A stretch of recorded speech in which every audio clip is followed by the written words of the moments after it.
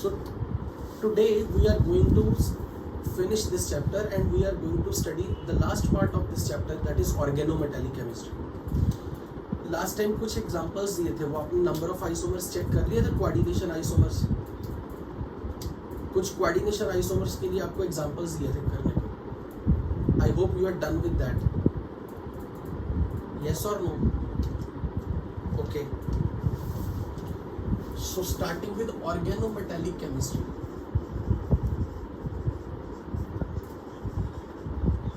मैंने दिए नहीं थे क्या आंसर्स? अच्छा, तो मैं अभी मेंशन कर देता हूँ.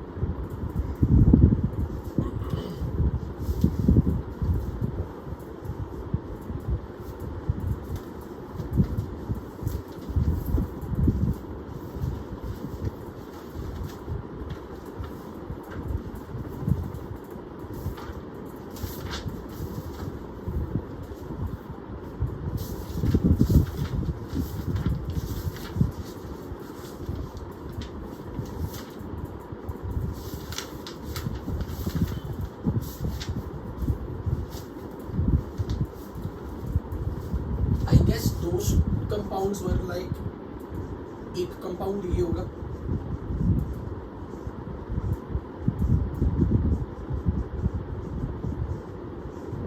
इसके 6 आइसोमर्स आएंगे.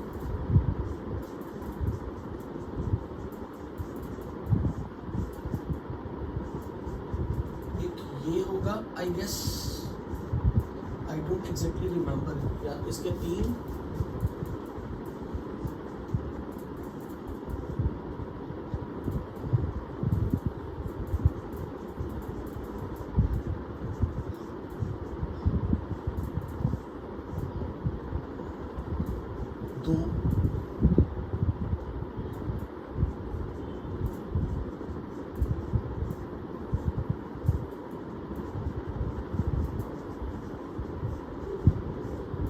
और इसके अपने पास 4. यही थे क्या? okay. आपके कितने बने? सही बने? I hope all correct. ठीक है. अच्छा, अगर कई बार ऐसा कोई कॉम्प्लेक्स आ जाए, लेट्स से फॉर एग्जांपल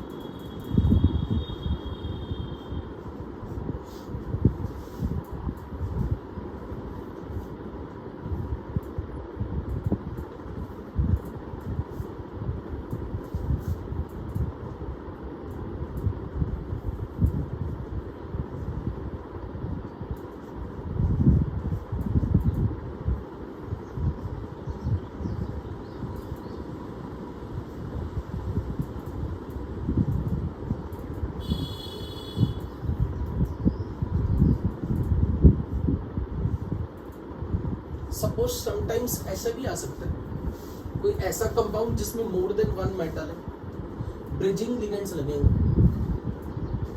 तो उनमें ज्योमेट्रिकल आइसोमर्स अगर कोई आपसे पूछे तो वेरी सिंपल, बहुत इजी है कि यहाँ पर जब भी किसी मेटल के साथ आपके साथ यहाँ पर 2 ब्रिजिंग लिगेंड लगे हुए, 2 मेटल्स है मेरे पास,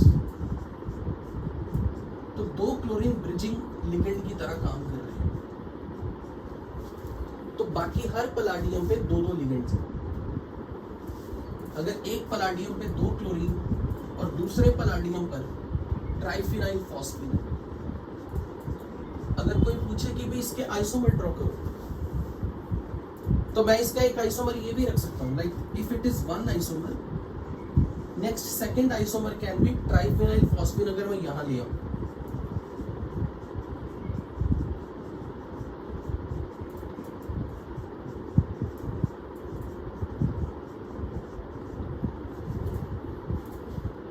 ऑब्वियसली अभी तो ये स्ट्रक्चरल बन गए एक दूसरे के, क्योंकि मैंने पोजीशन चेंज की है, मैंने यहाँ पे पोजीशन चेंज की है सिर्फ. यहाँ पलाडियम पर दोनों ट्राइफिनाइल फॉस्फेट, यहाँ पलाडियम पे एक triphenyl phosphate, so they are structural isomers. But अगर मैं सपोज करूं इसकी बात करूं, तो यहाँ पर हम ये देख सकते हैं, this is a square planar, ये पूरा का पूरा कॉम्प्लेक्स स्क्वायर प्लेनर है. और स्क्वायर प्लेनर कॉम्प्लेक्स में ज्योमेट्रिकल आइसोमेरिज्म आ जाएगा। तो फिर आप फर्दर अब ये कर सकते हो, ट्राइफिनाइल फॉस्फेन यहाँ पे सिज में है, दोनों एक तरफ है, दोनों पलाडियम के सेम साइड पे, they can be at trans. तो अगर मेरे पास ऐसा कोई कंपाउंड दिखा दिया जाए तो ज्योमेट्रिकल आइसोमेरिज्म अनएक्सपेक्टेड नहीं होना चाहिए, it's very easy to comprehend.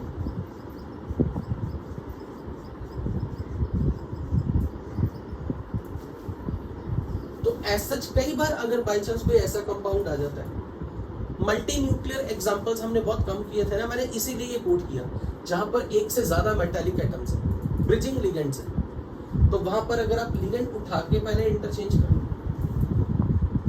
उसके बाद बनने वाले जो आइसोमर है उसमें आप ज्योमेट्रिकल आइसोमर देखोगे तो आपको हो सकता कहीं मिल जाए, लाइक यही एग्जांपल कि दोनों लिगेंड सेम साइड पे है सिस और दोनों लिगेंड ट्रांस पे। जस्ट एक ऐसे फॉर्मेलिटी, एक एग्जांपल देखना था ऐसे, नथिंग स्पेशल।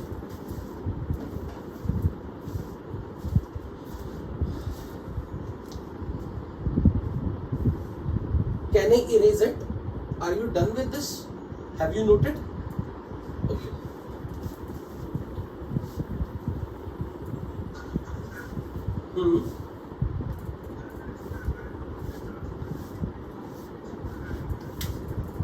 किसी के रिस्पेक्ट में यहां पर आ रही है सेंटर ऑफ सिमेट्री, यहां आ रही है सेंटर ऑफ सिमेट्री, मैं तो यहीं से देख रहा हूं, ये है सेंटर ऑफ कंपाउंड।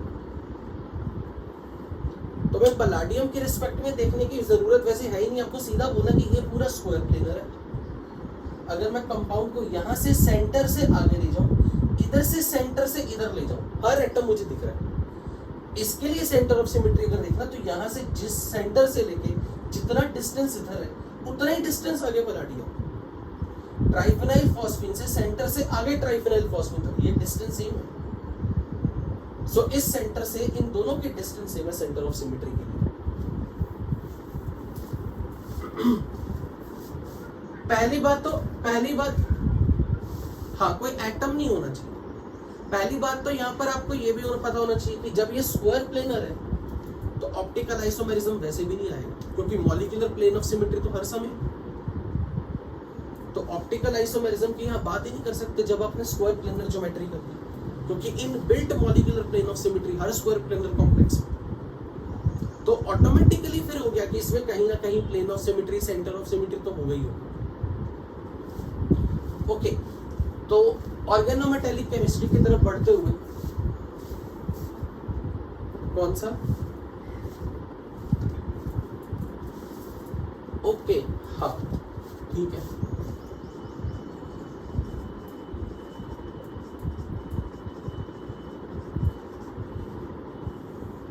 इसमें हमने ये केस मैंने मेंशन की होगी,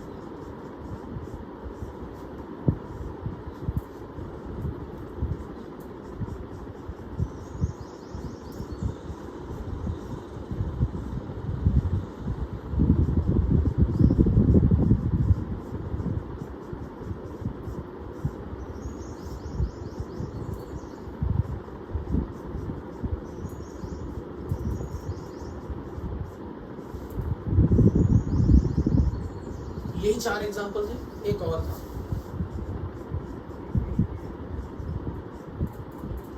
मुझे एक बार याद दिलाओ, यहाँ पर O था ना शायद, सिंपल O या O2? फिर एक O2 भी था,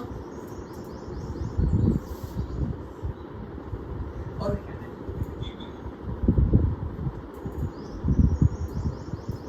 हाँ, और स्क्वायर ब्रैकेट पे चार्ज कितना था? 2 माइनस। ओके,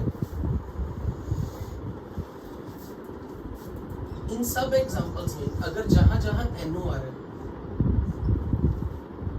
वहां पर हमेशा NO as a 3 electron donor ligand की तरह काम करेगा,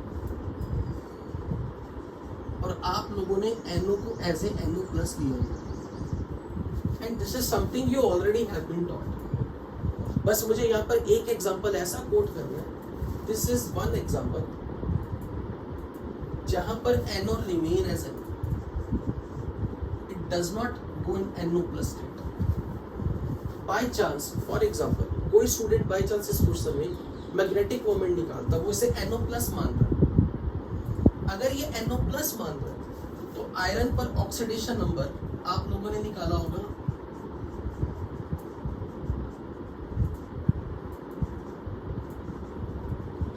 +1, और आयरन का कॉन्फ़िगरेशन 4s2 3d6, तो उस हिसाब से ये कॉन्फ़िगरेशन बन गई 4s1 3d7, क्योंकि s ऑर्बिटल ने तो हाइब्रिडाइजेशन में हिस्सा लेना ही लेना है, तो s ऑर्बिटल का इलेक्ट्रॉन d में प्रमोट कर गया और d8 हो गया।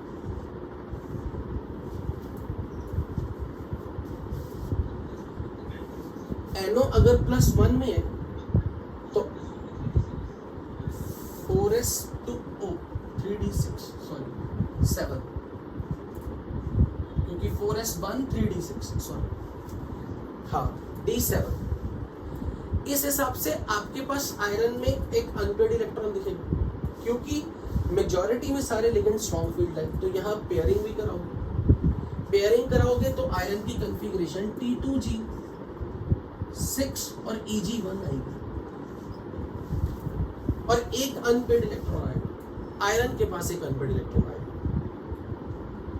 तो आप इसे पैरामैग्नेटिक तो बोल ही दोगे। यहां तक बात बिल्कुल ठीक है। अगर बाय चांस क्वेश्चन में ये आ गया कि वो अनपेयर्ड इलेक्ट्रॉन किसके पास है, हमारे हिसाब से आयरन के पास है, तो एक्सपेरिमेंटली ये चीज पता लगाई गई कि आयरन के पास यहाँ अनपेयर्ड इलेक्ट्रॉन नहीं होता, वो NO के एंटी बॉन्डिंग ऑर्बिटल में होता। तो कई बार आपसे बाय चांस कभी कोई एडवांस्ड लेवल में कोई ये चीज पूछ ले कि इस कॉम्प्लेक्स में अनपेयर्ड इलेक्ट्रॉन किसके अकाउंट में है, तो आपको पता होना चाहिए कि आयरन के पास है, आयरन के पास नहीं है, NO के पास है। तो NO न्यूट्रल फॉर्म में रहता है, अनपेयर्ड इलेक्ट्रॉन NO पे रहता है, आयरन इस वक्त T2G6 कॉन्फ़िगरेशन में होता है। तो इससे रिलेटेड, इस पर्टिकुलर कॉम्प्लेक्स के रिलेटेड क्वेश्चन ये बन सकता है कि आयरन की कॉन्फ़िगरेशन कोई पूछ लेगा आपसे, आयरन की कॉन्फ़िगरेशन इज नॉट दिस, तो आयरन की कॉन्फ़िगरेशन यहाँ पर अगर NO न्यूट्रल आयरन है, उस हिसाब से आयरन का ऑक्सीडेशन नंबर चेक करो कितना आता है। Oxidation number of iron will be +2, 4s2 3d6, this is d6, T2G6.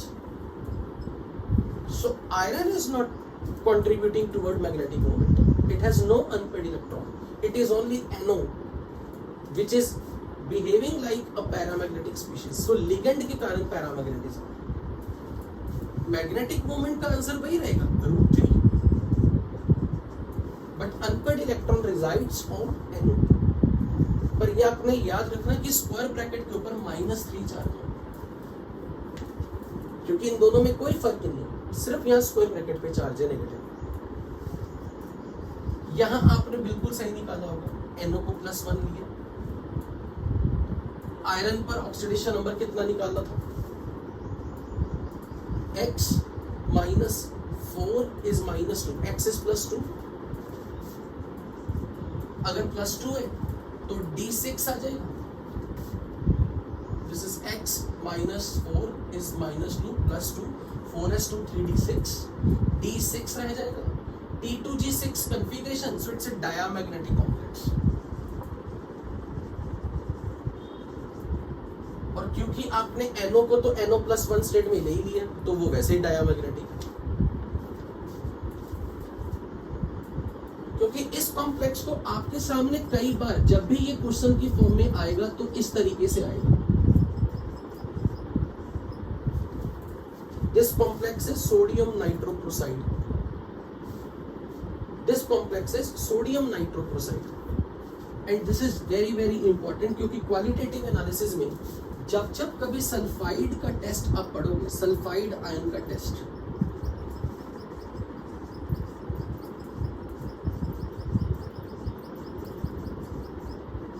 Sodium nitrochloride ligand के साथ यहाँ सल्फाइड के कारण वॉयलेट कलर कॉम्प्लेक्स बनता है। This is lab test of the sulphide. Sodium nitrochloride is highly important.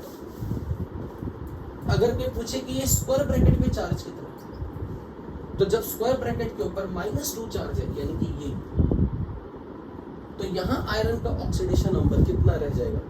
Iron का oxidation number रह जाएगा +2। बट जिस एग्जांपल को मैंने यहाँ पूछा, मैंने यहाँ पे -3 चार्ज दिया, मतलब मैं पूछ रहा हूँ Na3 अगर होता। खैर, इसके बारे में आप क्वालिटेटिव एनालिसिस में आगे पढ़ोगे कि रिएक्शन होने के बाद क्या बनता है। वैसे इसमें कुछ नथिंग अनएक्सपेक्टेड, बड़ा इजी सा है, रटने वाली चीज नहीं है। Na2FeCN5NO है, यहाँ पे NO पे प्लस चार्ज है, NO पे प्लस है, तो ये सल्फाइड इस NO प्लस के साथ बॉन्ड बनाता है। और अगर NO प्लस और सल्फाइड का बॉन्ड बना, ये मिलके क्या बनाएंगे? NOS minus. तो प्रोडक्ट में ये स्पीशीज बनती है FeCN5NOS। अब स्क्वायर ब्रैकेट पे चार्ज कितना आएगा? -4, क्योंकि आयरन पे कितना है? +2, बाकी सब कुछ सेम है। इस पूरी स्क्वायर ब्रैकेट पे चार्ज था -2, इसने एक सल्फाइड गेन किया, तो इस पूरी स्क्वायर ब्रैकेट में -4, तो प्रोडक्ट क्या बनेगा? सोडियम कैटायन वैसे का वैसा ही है, तो ये बनेगा Na4FeCN5NOS। सपोज मैंने यहाँ पे आपको ऐसे दे दिया Na2S, सोडियम सल्फाइड, किसी कंपाउंड में सल्फाइड है, तो आपको पता होना चाहिए सल्फाइड आयंस इस NO प्लस के साथ बॉन्ड बनाएगा, और NO प्लस सल्फाइड के साथ मिलकर बनाएगा NOS माइनस। तो इस कॉम्प्लेक्स में इस पूरे स्क्वायर ब्रैकेट पे चार्ज -4। यहां आयरन का ऑक्सीडेशन नंबर कितना रह जाएगा? Iron is in X, sodium +4, -1 × 5, this is -1, net 0 charge. तो यहां आयरन का ऑक्सीडेशन नंबर कितना चेंज हुआ या नहीं? क्या इस प्रोसेस में, क्या इस रिएक्शन में चेक करके बताओ आयरन का ऑक्सीडेशन नंबर चेंज हुआ या नहीं? Has iron undergone change in oxidation state or not? No. So it is still diamagnetic. Iron is diamagnetic. It is still diamagnetic.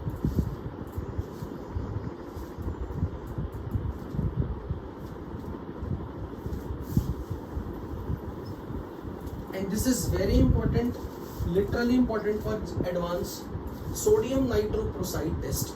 This is sodium nitrochloride reagent, जिसके साथ sulphide के साथ जब भी reaction होगी प्रोडक्ट में वॉयलेट कलर कॉम्प्लेक्स मिलेगा।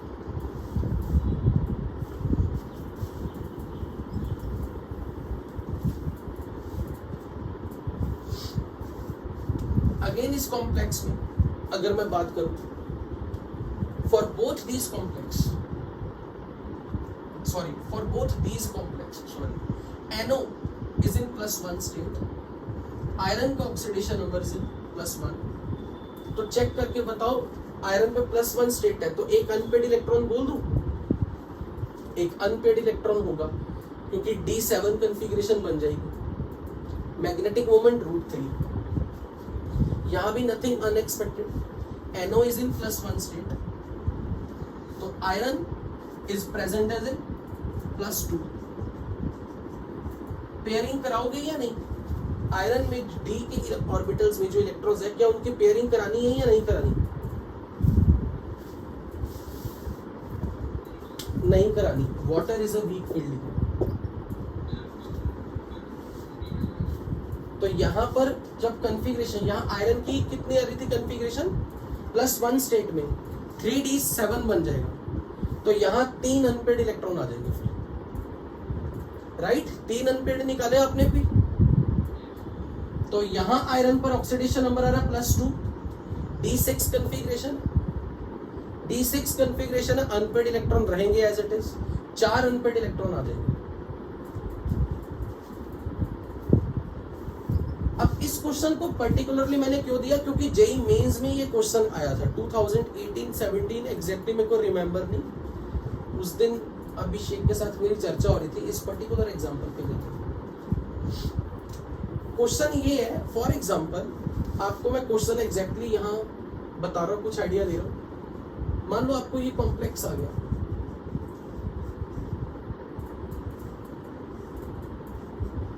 This is one complex,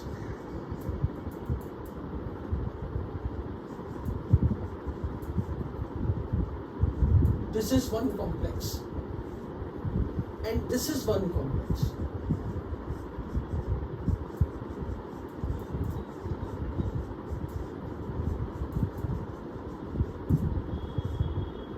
और आपको पूछा कि क्रोमियम के ऑक्सीडेशन नंबर यहाँ क्या क्या है, और लेट्स से ऑप्शंस कुछ ऐसे दिए।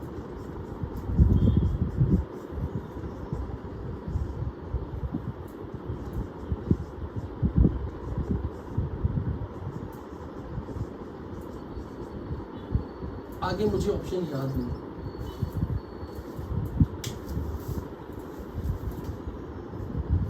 तो बेसिकली मेरा टारगेट आपको ये एग्जांपल रिवाइज करवाना था। व्हाट डू यू थिंक, अगर ये क्वेश्चन आपके टाइम आया होता क्या आंसर करते? लेट्स से ए और बी ऑप्शन है, बाकी के ऑप्शन बहुत इजी थे, they were very easy to filter it out.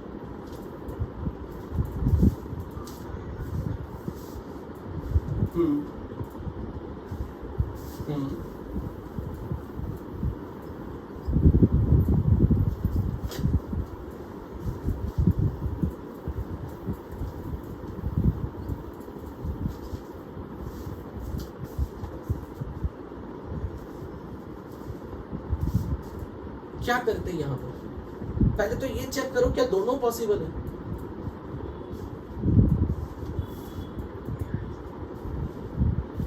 Okay, ये तो चलो छोड़ो, यहाँ पे क्रोमियम जीरो स्टेट में है, सबको पता है, यहाँ भी +3 में।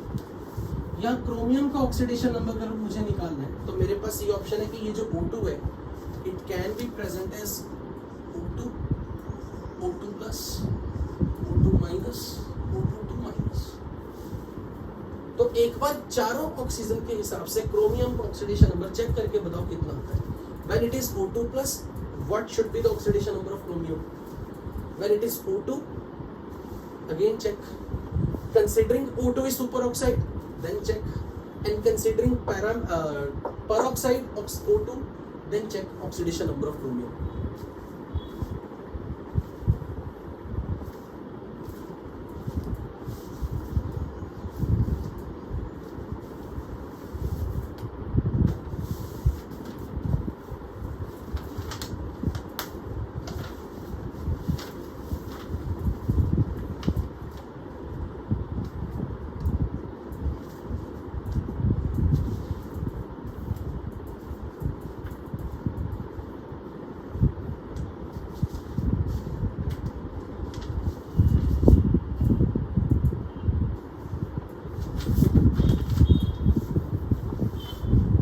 हाँ जी,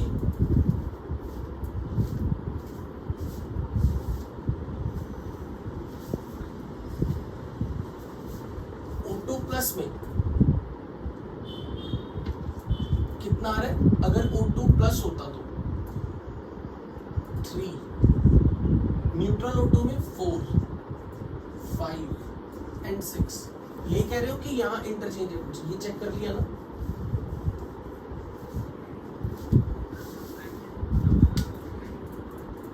ये तो मोनो, ये सिंपल ऑक्साइड आयन है,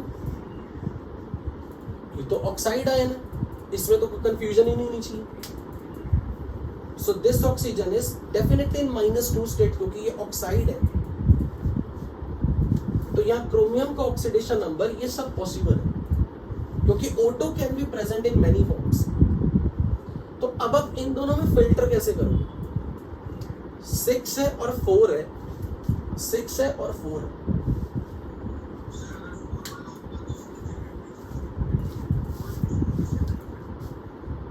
अगर 4 वर, ये सब क्या बाइडेंटेट लिगेंड है क्या? कभी भी नहीं। O2 का कोई भी फॉर्म हो, ये सब मोनोडेंटेट है।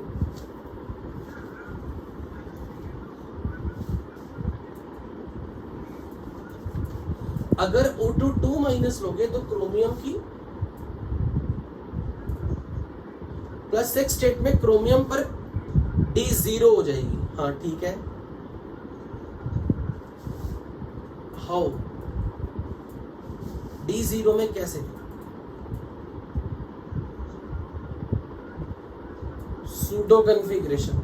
ओके ठीक है, आई अग्री कि क्रोमियम अगर +6 स्टेट में होगा तो ये कन्फिग्रेशन हो जाएगी। वेरी गुड, बहुत अच्छा आंसर लगा मुझे। +6 स्टेट में ये pseudo inert configuration type. In fact इसे सूडो इनर्ट नहीं बोलोगे, बस आप बोलोगे इनर्ट कन्फिग्रेशन। सूडो इनर्ट होने के लिए D इलेक्ट्रॉन होने चाहिए। तो ये बहुत अच्छा आंसर है कि +6 स्टेट में ये कन्फिग्रेशन अटेन करेगा सबसे स्टेबल। मोर ओवर आप इजीली ये बोल सकते थे कुछ, मतलब अगर आपको याद हो तो लास्ट क्लास में मैंने कहीं ये बात उठाई थी कि क्रोमियम के +2 +3 +6 स्टेट्स आर पॉसिबल कॉम्प्लेक्स बनाते वक्त, जब हम कोऑर्डिनेशन आइसोमर्स बना रहे थे। इफ यू रिमेंबर, कहीं ये बात उठाई थी मैंने क्लास में, जब हम कोऑर्डिनेशन आइसोमर्स कर रहे थे स्क्वायर ब्रैकेट के चार्ज के लिए, तो मैंने कहा था कि क्रोमियम के कॉम्प्लेक्सेस आपको जब भी दिखेंगे या तो 2, 3, 6 स्टेट में दिखेंगे। हालांकि 3 स्टेट में मिलने के चांसेस हमेशा ज्यादा है, क्योंकि क्रोमियम की कन्फिग्रेशन T2G3 वो मोस्ट सिमेट्रिकल थी। तो बाय चांस अगर किसी स्टूडेंट को वो फैक्ट ध्यान में रहता तो वो कहता सर +4 आउट कर दो। सेकेंड थॉट, जैसा कि संजय ने बोला, कन्फिग्रेशन। थर्ड थॉट आप ये बोल सकते हो कि जब मेटल पे ऑक्सीडेशन नंबर मैक्सिमम होगा और लिगेंड पे चार्ज मैक्सिमम होगा तो crystal field splitting energy will be maximum. Crystal field splitting energy is maximum when metal has highest oxidation number, ligand पे नेगेटिव चार्ज हो तो इलेक्ट्रोस्टैटिक अट्रैक्शन मैक्सिमम होगी। क्योंकि एक चीज देखो, हम जब ये कह रहे थे CFSE पर जब आप बात कर रहे थे तो हम ये कह रहे थे ना कि लिगेंड मेटल को अप्रोच करता है, आयनिक बॉन्ड है वहां पे, सिर्फ आयनिक बॉन्ड है। और लिगेंड जैसे मेटल को अप्रोच कर रहा है तो मेटल के D इलेक्ट्रॉन और लिगेंड के इलेक्ट्रॉन में रिपल्शन होती है। पर यहाँ तो मेटल के पास D इलेक्ट्रॉन बचेंगे ही नहीं, तो मेटल तो जस्ट एक पॉइंट चार्ज है, पॉजिटिव चार्ज, जिसको लिगेंड अप्रोच कर रहा है। सो सिंपल इट वाज कि more is the positive oxidation number, more stable will be the complex. और ऊपर से लिगेंड पे नेगेटिव चार्ज मैक्सिमम आने से इलेक्ट्रोस्टैटिक अट्रैक्शन सबसे ज्यादा। So due to there are many possible reasons जिससे आप इसको फिल्टर कर सकते हो। तो बेसिकली मुझे आपको यही रिवाइज करवाना था कि यहाँ पर हम +4 को फिल्टर कैसे करेंगे +6, either by using that fact जो आपको ऑलरेडी बता दिया गया था। Very impressive explanation. And third what I told कि very strong crystal field splitting energy when metal is present in its highest oxidation number. और वैसे भी जब भी कभी हमें स्टेबिलिटी ऑफ कॉम्प्लेक्सेस की बात करनी है तो हमारा प्राइमरी फैक्टर मेटल का ऑक्सीडेशन नंबर है। More is the oxidation number, more will be the stable complex. Okay तो अभी मैं आगे बढ़ रहा हूँ ऑर्गेनोमेटेलिक पे, क्योंकि हमें वो आज खत्म करना है। नेक्स्ट क्लास से हमें सॉलिड स्टेट स्टार्ट करना है।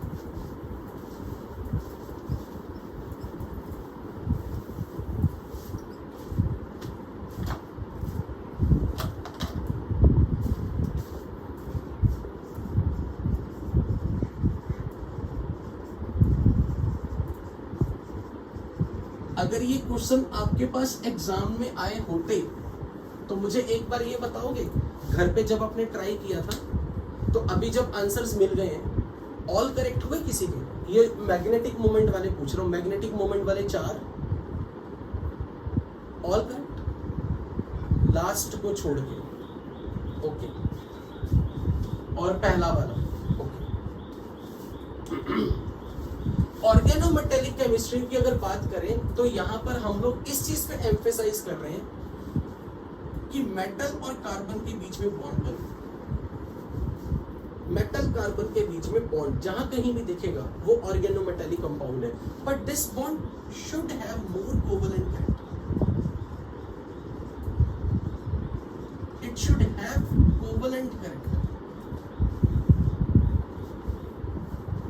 मैं ये नहीं कह रहा हूं कि यहाँ आयनिक कैरेक्टर नहीं होगा। अगर ये मेटल मोर इलेक्ट्रोपॉजिटिव है और ये कार्बन उस सेम वही का वही, पर मेटल को आप जितना इलेक्ट्रोपॉजिटिव बनाते जाओगे जितना इस बॉन्ड के अंदर आयनिक कैरेक्टर इंड्यूस करोगे, क्योंकि आयनिक कैरेक्टर को किससे मतलब है, इलेक्ट्रोनेगेटिविटी डिफरेंस। इलेक्ट्रोनेगेटिविटी डिफरेंस अगर मैं बात करूं तो कार्बन के रिस्पेक्ट में मैं मेटल की बात कर रहा हूं, ये नॉन मेटल है, ये मेटल है, तो मेटल के ऊपर अगर यहाँ पॉजिटिव चार्ज आ जाए और यहाँ नेगेटिव चार्ज आ जाए तो electronegativity difference will be maximum when this metal will belong to which group in periodic table. ये मेटल किस ग्रुप की हो ताकि मैं इस इलेक्ट्रोनेगेटिविटी डिफरेंस को मैक्सिमम कर दूं। अल्कली मेटल, अब अल्कली मेटल में if you will move down the group from lithium, sodium, potassium, rubidium, caesium, तो इलेक्ट्रोनेगेटिविटी डिफरेंस बढ़ेगा कब, जब डाउन द ग्रुप जाओगे या फिर सीजियम से लिथियम की तरफ आओगे, डाउन द ग्रुप। इसलिए जब आप लिथियम को छोड़ दो, सोडियम, पोटेशियम, रुबिडियम, सीजियम पे चले जाते हो, वहां इस बॉन्ड में इतना ज्यादा इलेक्ट्रोनेगेटिव डिफरेंस आया था कि ये बॉन्ड इट्स मोर लाइक आयनिक। तो इसलिए यहाँ सोडियम, पोटेशियम, रुबिडियम, सीजियम अगर आ जाए तो उसे ऑर्गेनोमेटेलिक नहीं कहते। लिथियम आ जाए तो ऑर्गेनोमेटेलिक बोल सकते हो, क्योंकि आपको मालूम है लिथियम के बॉन्ड्स में कोवेलेंट कैरेक्टर होता है, जो हमने केमिकल बॉन्डिंग में फायान रूल में पढ़ लिया। और लिथियम का डायगोनल रिलेशनशिप किसके साथ होता है, लिथियम का डायगोनल रिलेशन मैग्नीशियम। तो अगर कहीं मैग्नीशियम आ जाए तो भी वहां पर सफिशिएंटली इतना कोवेलेंट कैरेक्टर तो रहेगा कि उसे हम ऑर्गेनोमेटेलिक की बाउंड्री में रख सकते हैं। यानी कि इन शॉर्ट अगर यहाँ metal sodium, potassium, rubidium, caesium type आ जाती है तो आप उसे ऑर्गेनोमेटेलिक नहीं कह सकते। फॉर एग्जाम्पल वैसे कोई ऐसी कोई रिजिड बाउंड्री नहीं है, ये कोई रिजिड क्लासिफिकेशन नहीं है। अगर मैंने अपनी तरफ से आपको ये बोला ना कि sodium, potassium, rubidium, caesium, I am not sure, may be कोई एक्सेप्शन दिख जाए जहां पर आपको लगे सर आपने कहा था सोडियम, पोटेशियम, रुबिडियम, सीजियम कहीं कार्बन के साथ बॉन्ड बना रहे हैं, तो वहां पर आप उसे ऑर्गेनोमेटेलिक नहीं बोलोगे। बट मेरा ये पॉइंट इतना है, मैंने क्यों सोडियम, पोटेशियम, रुबिडियम, सीजियम पे अटैक किया, पर्टिकुलरली इन पे क्यों अटैक किया, क्योंकि बहुत कॉमन एग्जांपल आती है सोडियम साइनाइड, पोटेशियम साइनाइड। अगर कोई कह दे कि क्या ये ऑर्गेनोमेटेलिक है, तो दिखने में तो मेटल का कार्बन के साथ बॉन्ड है, मेटल का कार्बन के साथ बॉन्ड है, बट हम इनको ऑर्गेनोमेटेलिक नहीं कहते। और लिटरेचर में इसका कोई फुल फ्लेश्ड रीजन भी नहीं दिया। जहां तक मेरा मानना है कि वो शायद इसलिए क्योंकि यहाँ पर इलेक्ट्रोनेगेटिविटी डिफरेंस इतना ज्यादा है कि this bond is more like ionic bond, the bond between Na plus Cn minus, A plus Cn minus. लेकिन जब यहाँ पे लिथियम आ जाता है, इनफैक्ट यहाँ पर तो हालांकि मेरे को यहाँ भी बोलना चाहिए कि लिथियम साइनाइड अगर होता तो वहां उसे, क्योंकि कहीं भी लिथियम साइनाइड का एग्जांपल कोटेड ही नहीं है, क्योंकि lithium cyanide is not very commonly prepared, क्योंकि उसका कोई प्रैक्टिकल यूज ही नहीं है। सो आई थिंक सो कि अगर लिथियम साइनाइड होता तो उसे ऑर्गेनोमेटेलिक माना जाना चाहिए। बट अगर यही कुछ कंपाउंड में ऐसे ले लूं, alkyl lithium, methyl lithium, carbon chain कुछ भी लगा, टेट्रा इथाइलेट,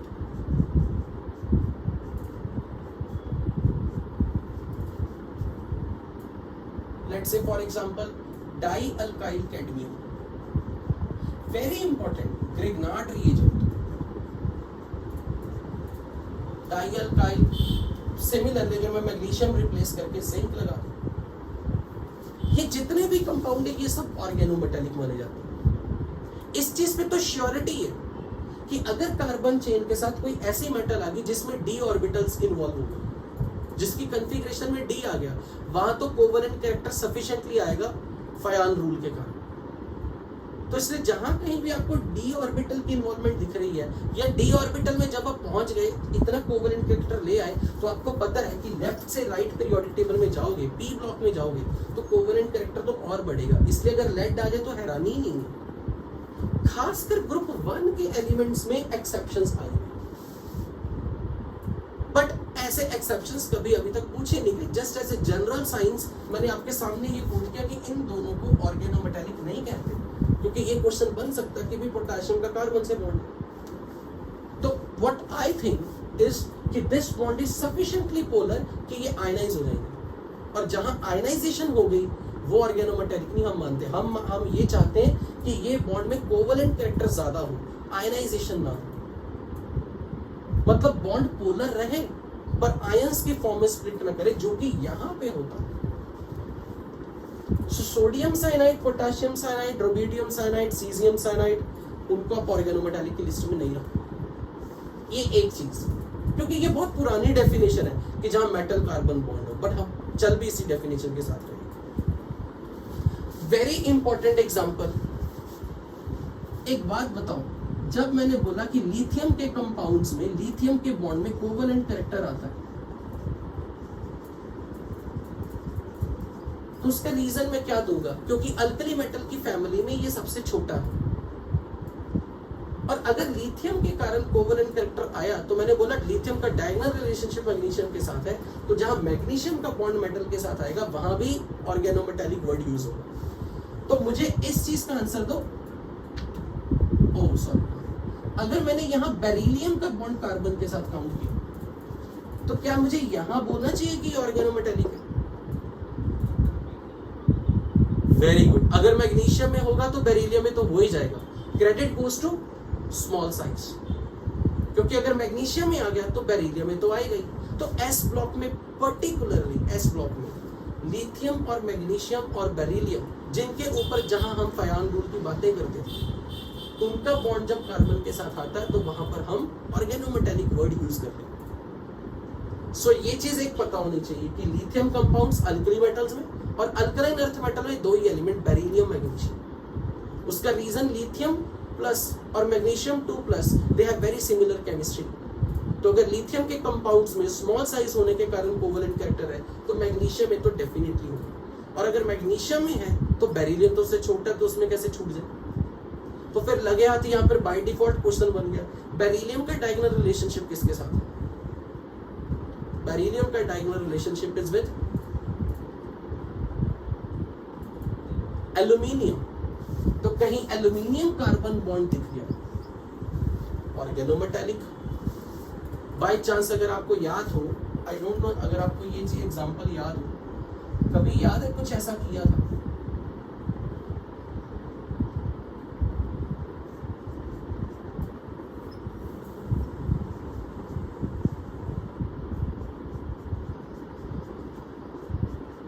केमिकल बॉन्डिंग में कभी ऐसी बातें उठी?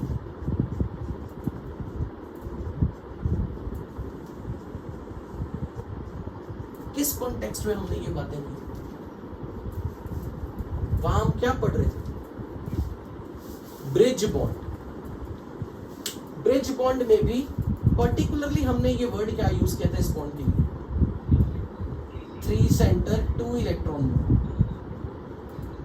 बनाना वो। So this is organometallic compound, क्योंकि यहाँ एल्यूमिनियम का कार्बन के साथ बॉन्ड, एल्यूमिनियम का कार्बन के साथ bond. I can replace this aluminium with beryllium, beryllium के साथ भी ये चीज पॉसिबल है। सो जहां भी मेटल का कार्बन के साथ बॉन्ड आ गया, वो सब ऑर्गेनोमेटालिक की लिस्ट में है। पर वेरी कॉमनली यूज, जो आपसे ज्यादातर कई बार पूछे गए example, Grignard reagent, dialkyl cadmium, organo zinc halide, organo zinc halide, बिल्कुल बिल्कुल Grignard reagent, alkyl alkyl cadmium, dialkyl cadmium,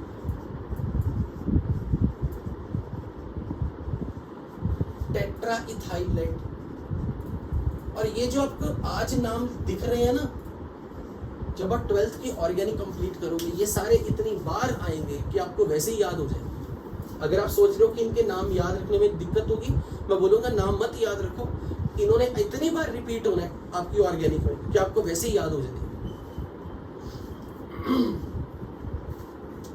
alkyl lithium, एक मिनट, अल्काइल लिथियम,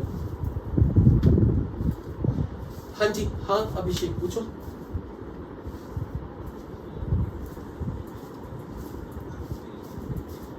मतलब बेरिलियम का भी मैं बोल रहा हूँ ना हो, उससे क्या फर्क पड़ रहा है? हमने तो यही कहा था ना कि जब यहाँ पे कहीं भी कंपाउंड, एक्चुअली बेरिलियम के केस में क्या होता है, बिल्कुल सेम चीज नहीं होती, वहां पर ब्रिजिंग कॉम्प्लेक्स बन जाते हैं। हाँ, जैसे आपने कभी बेरिलियम के केस में कभी कोई बेरिलियम एसीटेट के कॉम्प्लिकेटेड कॉम्प्लेक्स स्ट्रक्चर नहीं देखा होगा, उसमें वहां ब्रिजिंग बहुत ज्यादा हाई लेवल पे आ जाती है। कभी डिस्कस करूंगा इस चीज को अगर कभी पी ब्लॉक तक पहुंच पाया मैं।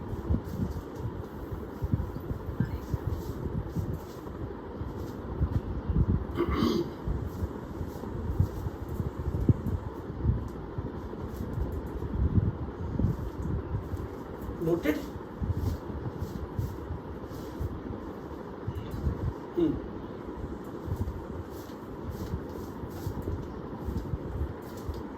सो मोस्ट इंपॉर्टेंटली जो हम ऑर्गेनोमेटेलिक में पढ़ने वाले हैं, bonding in metal carbonates.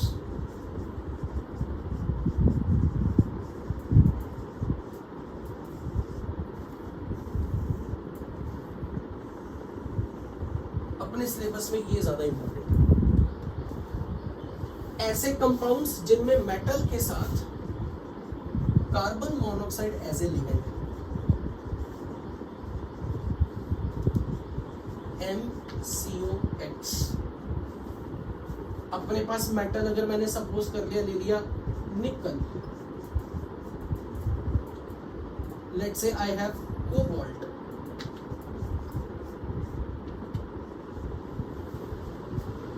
Manganese,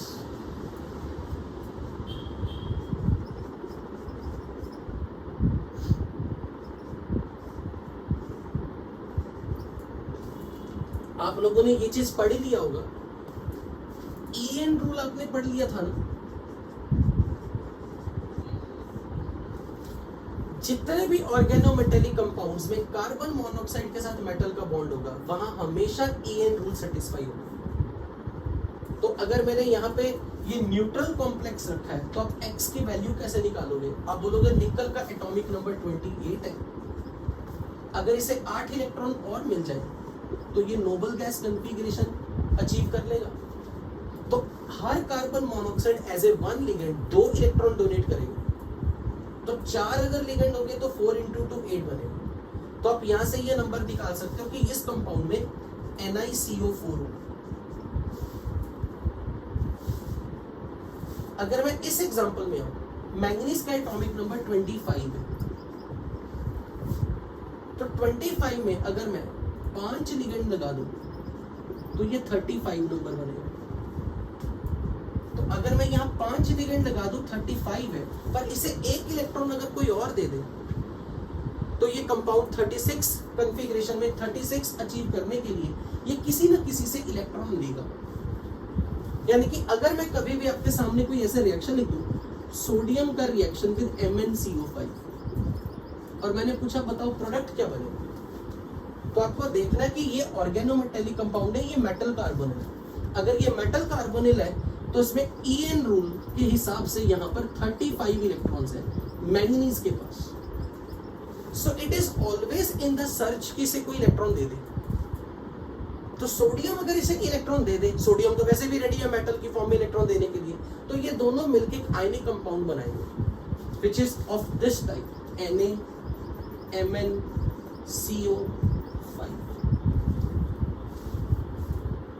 Because we know that कि this compound will exist as an anionic species। इसका मतलब अगर मैंने कोई कंपाउंड ऐसा रख दिया HMnCO5, तो डेफिनेटली ये आयनाइज करके इस फॉर्म में आना चाहेगा, आ सकता है, बिल्कुल आ सकता है, क्योंकि इसका कंजुगेट बेस EN36 कैरी कर रहा है। So this compound is acidic in nature. That is how you can explain the acidic character here, कि यहाँ पर मैंगनीज और हाइड्रोजन का बॉन्ड इज सफिशिएंटली एसिडिक कि ये कंपाउंड आयनाइज होकर H+ लूज करे। फॉर एग्जांपल यहाँ X की वैल्यू निकालो, FeCOX with -2 charge, what will be the value of X? 4, 26 plus 4X plus 2 electron should be 36। Why +2? Because -2 charge मैंने iron को दी थी, तो यहां से X की वैल्यू आ जाएगी 4। यहां पर कैसे करूं? CO2 COX किस पे? -2 चार्ज है, -2। मैंने क्या किया, ये देखो, मैंने EN रूल सेटिस्फाई कराना ना। तो कार्बन मोनोऑक्साइड तो न्यूट्रल लिगेंड है, इसका तो कोई चार्ज ही नहीं है। आयरन पे -2 स्टेट है, आयरन का एटॉमिक नंबर 26, -2 स्टेट है, तो 2 इलेक्ट्रॉन उसे और मिल गए, तो ये हो जाएंगे 28 + 8 शुड बी 36। तो यहां पे अच्छा, सॉरी, दिस इज 26 + 2 28 + 8 होने चाहिए, तो x की वैल्यू 4 आएगी। ये कह रहे हो ना? बोलो दोबारा से। एक मिनट, कार्बन नहीं, हाँ, एक कार्बन मोनोऑक्साइड 2 इलेक्ट्रॉन थे, लेट्स से।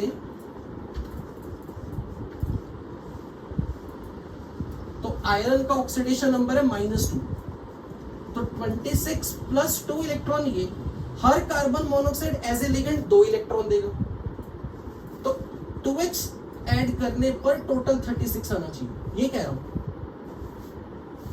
इसमें गलती है क्या? यहां से x की वैल्यू कितनी बन रही है अपने पास? हाँ, यहां चेक करो x कितना आना चाहिए, 8। कैसे किए?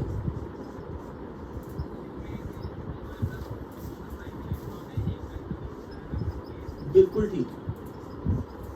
हमें नहीं पता यहां पर कितने CO आएंगे, हमें नहीं पता,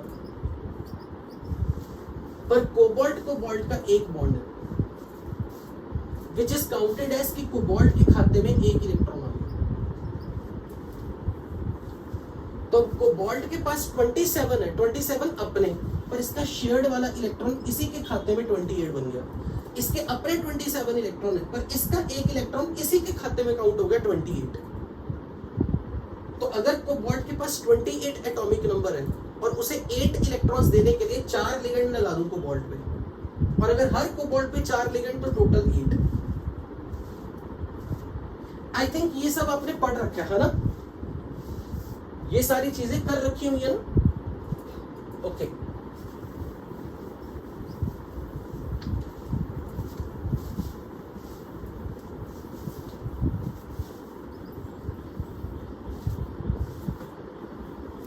अब एक बार आ जाए कार्बन मोनोऑक्साइड के स्ट्रक्चर पे।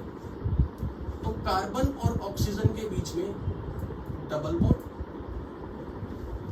बट इस स्ट्रक्चर के हिसाब से कार्बन इलेक्ट्रॉन डेफिशिएंट है, तो there will be coordinate bond from oxygen to carbon. और जब आप इस कोऑर्डिनेट को कोवेलेंट बॉन्ड में कन्वर्ट करते हो, तो there will be formal charge.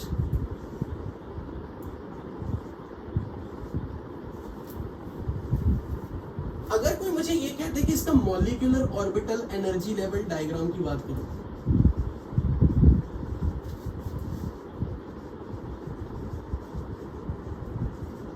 this is really a complex molecular orbital energy level diagram. This is little bit different from what you expect, जो हम लोगों ने केमिकल बॉन्डिंग में किए थे। यहाँ पे दोनों एटम्स डिफरेंट इलेक्ट्रोनेगेटिविटी के, दोनों एटम्स के ऑर्बिटल में एनर्जी का डिफरेंस भी है सफिशिएंट। इसलिए यहाँ पर अगर मैं बात करूं कि ऑक्सीजन का size, carbon, nitrogen, oxygen, fluorine, along the period size decreases, तो ऑक्सीजन के ऑर्बिटल्स पर न्यूक्लियस का इफेक्टिव चार्ज ज्यादा है एज कंपेयर टू कार्बन, क्योंकि जिसका साइज छोटा उस पे जेड इफेक्टिव ज्यादा। मोर ओवर ऑक्सीजन पे पॉजिटिव चार्ज है, पॉजिटिव चार्ज आने से तो इसका साइज और छोटा है, इसलिए इसके ऑर्बिटल्स पर न्यूक्लियस का इफेक्ट ज्यादा है, इसके ऑर्बिटल्स के इलेक्ट्रॉन को न्यूक्लियस की अट्रैक्शन ज्यादा मिल रही है, इसलिए इनकी ऑक्सीजन की एनर्जी, ऑक्सीजन के ऑर्बिटल्स की एनर्जी कार्बन के ऑर्बिटल्स के कंपैरिजन में कम होगी। अब अगर मैं यहां बात करूं जब भी यहाँ बॉन्ड बना होगा तो ऑब्वियसली कार्बन के वैलेंस इलेक्ट्रॉन्स ऑक्सीजन के वैलेंस इलेक्ट्रॉन्स के साथ शेयरिंग कर रहे हैं, तो कार्बन के 2s और 2p ऑर्बिटल ऑक्सीजन के 2s और 2p ऑर्बिटल से ओवरलैप कर रहे होंगे, क्योंकि वैलेंस एटॉमिक ऑर्बिटल नहीं पार्टिसिपेट कर रहा है बॉन्ड फॉर्मेशन में। तो कार्बन के 2s 2p ऑर्बिटल और ऑक्सीजन के 2s 2p ऑर्बिटल की अगर मैं एनर्जी की बात करूं तो कार्बन के 2s ऑर्बिटल और 2p ऑर्बिटल की एनर्जी वैल्यू अगर मैं बताऊं, this is somewhere around 10.66 electron volt per atom, this is minus 19.43 electron volt per atom. Oxygen के लिए अगर मैं 2s ऑर्बिटल की बात करूं तो इसकी एनर्जी है minus 32.38 electron volt per atom. And for oxygen के लिए 2p ऑर्बिटल के लिए this value is around minus 15.8 something. क्या आपको ये डाटा याद रखना? बिल्कुल नहीं, मैं सिर्फ इतना दिखाना चाह रहा हूं कि कार्बन का 2s और ऑक्सीजन के 2s में एनर्जी डिफरेंस अगर देखूं तो कितना डिफरेंस होगा अंदाजा मैग्नीट्यूड वाइज, साइन वगैरह ने डिफरेंस कितना दिख रहा, यहां पर 13 इलेक्ट्रॉन वोल्ट। और अगर मैं इनके बीच का डिफरेंस देखूं, इनके बीच का इनके बीच की एनर्जी का डिफरेंस लगभग अप्रोक्सीमेटली 5 के आसपास, ये बोल सकता हूं। तो अगर मैं इसको ऑर्बिटल को एनर्जी लेवल डायग्राम में दिखाना चाहूं तो लेट अस सपोज ये आपने लिख लिया हुआ है ना, कैन आई इरेज इट? ये लिख लिया हुआ ना,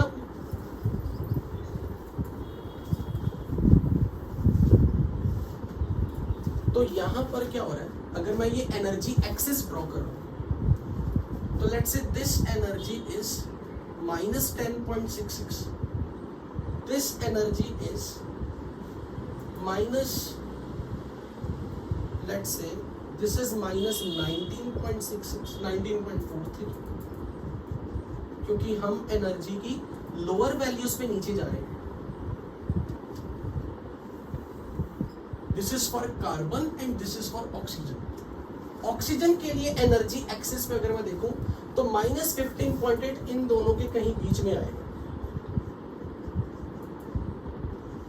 और ऑक्सीजन के लिए ये फिगर यहां कहीं है।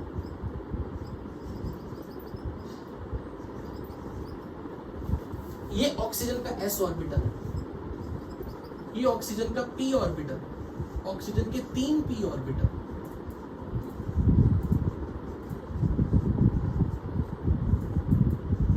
x 2py 2pz, और यहां पे कार्बन के 3 p ऑर्बिटल,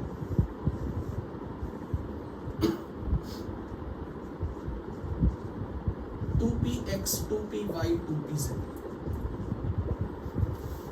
कार्बन का s ऑर्बिटल। आपको ये डाटा बिल्कुल भी याद नहीं रखना, मैं सिर्फ इतना दिखाने के लिए कर रहा हूं कि जो ऑर्बिटल का एनर्जी डिफरेंस ऑक्सीजन और कार्बन के s ऑर्बिटल का जो एनर्जी डिफरेंस है that is very much high as compare to p orbital का एनर्जी डिफरेंस कम है। जैसे जैसे आप L की वैल्यू बड़ी करते जाओगे, एजीमुथल क्वांटम नंबर की वैल्यू बड़ी करते जाओगे, ऑर्बिटल का एनर्जी डिफरेंस कम होता जाएगा। अब यहां पर क्योंकि इनके बीच में एनर्जी डिफरेंसेस सिग्निफिकेंट है, तो यहां पर हाइब्रिडाइजेशन का कॉन्सेप्ट और मॉलिक्यूलर ऑर्बिटल थ्योरी को कंबाइन कर दिया। हो ये रहा है कि लेट से यहां पे मैं कार्बन की हाइब्रिडाइजेशन आपसे पूछूं, sp हाइब्रिडाइजेशन, और अगर मैं पूछूं ऑक्सीजन की हाइब्रिडाइजेशन कितनी है, तो आप क्या आंसर कर सकते हो? ऑक्सीजन की हाइब्रिडाइजेशन क्या होगी यहां पे? हाउ मेनी सिग्मा बॉन्ड, कितने स्टेरिक नंबर, कितना काउंट करूं? तो 1 sigma, this is lone pair, 1 sigma, this is again s। तो ऑर्बिटल्स सबसे पहले अपनी एनर्जी को मैच कराने के लिए मिक्स हो रहे हैं। लेट्स से इसका 2pz और इसका s ऑर्बिटल आपस में मिक्स हो रहे हैं। ताकि अपनी एनर्जी डिस्ट्रीब्यूट कर सके। और उस चक्कर में ये दोनों हाइब्रिडाइजेशन में जाते हैं, ये दोनों मिक्स होते हैं। मिक्स होने के बाद दो हाइब्रिड ऑर्बिटल बनेंगे, और जब दो हाइब्रिड ऑर्बिटल बनेंगे तो दोनों की एनर्जी क्या होनी चाहिए? जब दो एटॉमिक ऑर्बिटल कंबाइन करके दो हाइब्रिड ऑर्बिटल बनाते हैं तो उनकी एनर्जी क्या होनी चाहिए? Energy nearly same. पर यहां एनर्जी नियरली सेम नहीं रहती, यहां पर अनइक्वल हाइब्रिडाइजेशन का कॉन्सेप्ट है। और ऐसा इसलिए है क्योंकि यहां पर देखो, ये जो हाइब्रिड ऑर्बिटल है इसने सिग्मा बॉन्ड पेयर बनाया और इस हाइब्रिड ऑर्बिटल ने लोन पेयर भी रखा है। ये हाइब्रिड ऑर्बिटल बॉन्ड फॉर्मेशन में हिस्सा नहीं ले रहा, ये हाइब्रिड ऑर्बिटल बॉन्ड फॉर्मेशन में हिस्सा ले रहे। और आपने ये चीज पढ़ी थी बेंड्स रूल में, अगर किसी हाइब्रिड ऑर्बिटल में लोन पेयर आ गया तो उस लोन पेयर में एस कैरेक्टर की वैल्यू बढ़ जाती है या घट जाती है। केमिकल बॉन्डिंग में कभी बात हुई थी ऐसी कि अगर दो हाइब्रिड ऑर्बिटल बने, दोनों हाइब्रिड ऑर्बिटल में एक हाइब्रिड ऑर्बिटल बॉन्ड पेयर बना रहा है और एक लोन पेयर बना रहा है, तो जिस हाइब्रिड ऑर्बिटल में लोन पेयर होगा उसमें एस कैरेक्टर बढ़ जाएगा, और एस कैरेक्टर के बढ़ने से उसकी एनर्जी क्या होगी? लोअर साइड पे होगी या हायर साइड पे होगी? जिस और ऑब्वियसली लोअर साइड पे। रीजन हम क्या देंगे कि एस ऑर्बिटल की पेनिट्रेशन न्यूक्लियस की तरफ ज्यादा है। इसलिए यहां जब दोनों एटॉमिक ऑर्बिटल मिक्स होकर दो हाइब्रिड ऑर्बिटल बनाते हैं तो दे आर लाइक दिस, एक ऑर्बिटल, ये दूसरा हाइब्रिड ऑर्बिटल। इनकी एनर्जी मैच नहीं है, सेम नहीं है। This is let's say one hybrid orbital, this is another hybrid orbital. इसी तरीके से यहां भी मिक्सिंग होती है। यहां तो ऑर्बिटल का एनर्जी डिफरेंस ही बहुत ज्यादा है, इसलिए यहां तो कोई क्वेश्चन ही नहीं बनता कि हाइब्रिड ऑर्बिटल की एनर्जी सेम होगी। अगेन सेम कॉन्सेप्ट, एक hybrid orbital lone pair carry कर रहा है और दूसरा hybrid orbital bond pair carry कर रहा है, तो लोन पेयर कैरी करने वाले हाइब्रिड ऑर्बिटल का एस कैरेक्टर ज्यादा होगा, और ऊपर से ऑक्सीजन पे पॉजिटिव चार्ज है तो एस कैरेक्टर तो और ज्यादा, क्योंकि न्यूक्लियस का इफेक्ट तो और ज्यादा है। इसलिए यहां जब ये दो ऑर्बिटल आपस में हाइब्रिडाइजेशन करेंगे, let's say this is their energy of the hybrid orbital 1 and 2, this is again sp orbital, this is sp hybrid orbital। तो लकीली इनफैक्ट इनके बीच का डिफरेंस ज्यादा दिखाना चाह रहा हूं, तो लेट्स से समवेयर हियर।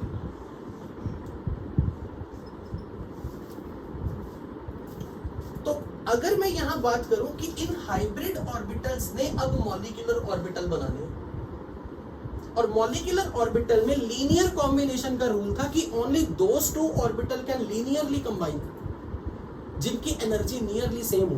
तो मुझे अगर मैं नंबरिंग कर दूं 1 2 3 4, तो ऐसे कौन से दो हाइब्रिड ऑर्बिटल आपको दिख रहे हैं जिनकी एनर्जी नियरली सेम है, क्लोज है सबसे ज्यादा? 1 2 3 4 में कौन से हाइब्रिड ऑर्बिटल में एनर्जी डिफरेंस मिनिमम है? 2 3। तो ये दोनों लीनियरली कंबाइन करेंगे। तो अगर ये दोनों लीनियरली कंबाइन करेंगे तो एक की एनर्जी घट जाएगी, एक बन जाएगा बॉन्डिंग ऑर्बिटल और एक बन जाएगा एंटी बॉन्डिंग ऑर्बिटल। ये दोनों लीनियरली कंबाइन करके सिग्मा एंड सिग्मा स्टार बनाएंगे। और हमने सिग्मा वर्ड ही क्यों यूज किया? क्योंकि यू नो कि हाइब्रिड ऑर्बिटल हमेशा कौन सा बॉन्ड बनाते हैं, सिग्मा या pi. Hybrid orbitals always form sigma bond, hybrid orbital head on overlapping करते हैं। तो हम ये दिखाना चाह रहे हैं कि ये वाला ऑर्बिटल और ये वाला ऑर्बिटल ने मिलके जब लीनियर कॉम्बिनेशन किया तो बॉन्डिंग और एंटी बॉन्डिंग ऑर्बिटल बने। But this orbital will not combine with this, तो they are not involved in any linear combination, they will remain as it is. इनकी पोजीशन में कोई चेंज नहीं है। This is sigma sp as it is, this is sigma sp as it is. अब क्योंकि इसने कहीं भी हिस्सा नहीं लिया लीनियर कॉम्बिनेशन में, तो ये वो ऑर्बिटल है जिसका नाम पड़ जाएगा नॉन बॉन्डिंग ऑर्बिटल। और इस नॉन बॉन्डिंग ऑर्बिटल का मतलब कि यहाँ कोई ऐसा इलेक्ट्रॉन पेयर आएगा जो किसी के साथ बॉन्ड पेयर बनाने नहीं जा रहा, यानी कि लोन पेयर कैरी करने वाला ऑर्बिटल। जिस ऑर्बिटल में लोन पेयर पड़े हुए, एक लोन पेयर कार्बन पे है यानी कि ये वाला, और एक लोन पेयर ऑक्सीजन पे है। एक लोन पेयर ऑक्सीजन के ऑर्बिटल में है, नॉन बॉन्डिंग ऑर्बिटल में, एक लोन पेयर कार्बन वाले orbital. But again as you already know, ये जो दो p ऑर्बिटल है और ये जो दो p ऑर्बिटल है, 2px 2py 2px 2py, they linearly combine to form pi bonding and pi star bonding, pi star and pi।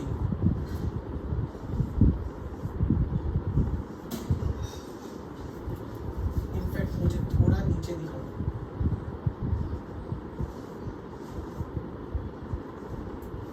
let's say this is pi 2px, pi 2py, pi star 2px, pi star 2py, this is sigma star sp।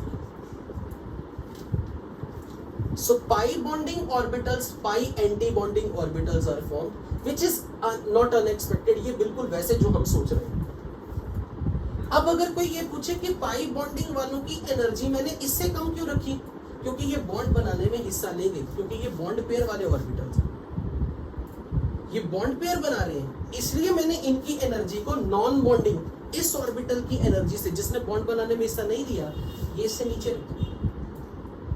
अगर कोई पूछे कि आपने sigma वालों को, ये जो sigma orbital बना थे, इसका आपने एनर्जी डिफरेंस इतना ज्यादा क्यों किया, क्योंकि आपने ये चीज वहां पे पढ़ी थी केमिकल बॉन्डिंग में, जो लोअर एनर्जी वाले ऑर्बिटल होते हैं उनमें डिक्रीमेंट ज्यादा आता था, और अकॉर्डिंगली जिसमें डिक्रीमेंट ज्यादा आता था उसका इंक्रीमेंट बहुत ज्यादा होता था। हमने ये चीज केमिकल बॉन्डिंग में की भी थी, अगर आपको याद हो। हाँ अभिषेक, कुछ कह रहे हो अभिषेक?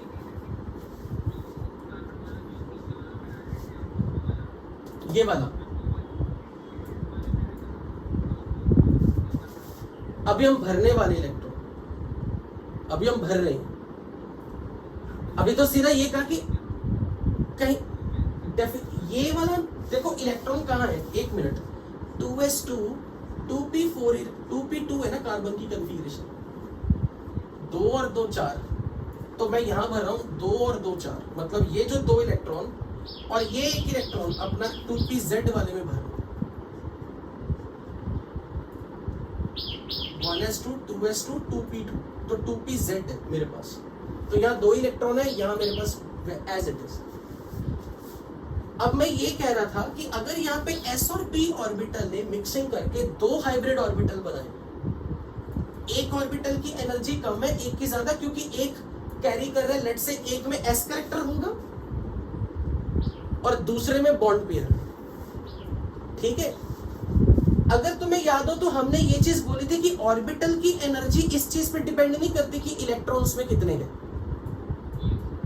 तो मैं यहां पर इलेक्ट्रॉन की जब काउंटिंग करूंगा, वो मैं इलेक्ट्रॉन नॉर्मली जैसे भर रहा हूं बिल्कुल वैसे दिखाने वाला हूं, जैसे इस कार्बन का एक इलेक्ट्रॉन और ये दो इलेक्ट्रॉन, इसका एक इलेक्ट्रॉन और ये दो इलेक्ट्रॉन, ये बॉन्ड पेयर वाला और ये लोन पेयर वाला इलेक्ट्रॉन है, इन्होंने हाइब्रिडाइजेशन में हिस्सा लिया,